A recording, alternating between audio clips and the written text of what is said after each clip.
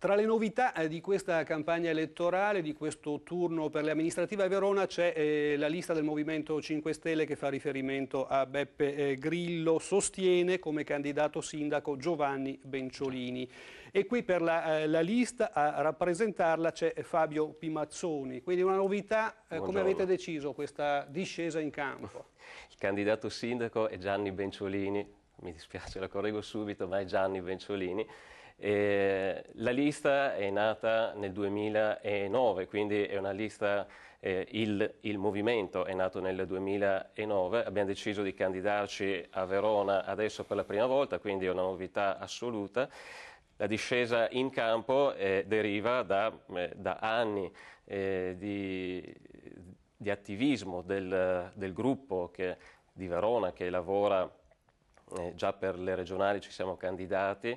Alle regionali in Veneto abbiamo preso il 3,15%. L'obiettivo su Verona è riuscire a inserire almeno uno o due consiglieri, quindi almeno raddoppiare questo obiettivo del 3,15%. È una lista Pimazzoli che ovviamente è in competizione sia col centrodestra sia col centrosinistra, che fa strada a sé, un percorso a sé con un proprio candidato sindaco, appunto Gianni Benciolini. Ecco, quali sono a vostro avviso dal punto di vista programmatico le priorità, i temi che vi stanno a cuore?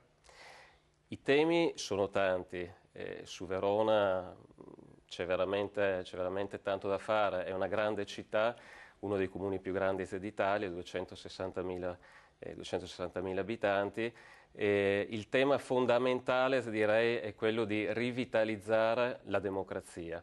Di rivitalizzare la democrazia in un momento in cui la democrazia è calpestata, cercare di rinnovare la politica. Il Movimento 5 Stelle ha un progetto ben preciso, che è quello appunto di innovare il modo di fare politica. E questo che cosa vuol dire? Vuol dire tante cose. Innanzitutto abbiamo poche, chiare, semplici regole che sono: tutti i candidati devono essere incensurati, al massimo devono fare 2 mandati, non devono essere professionisti della politica.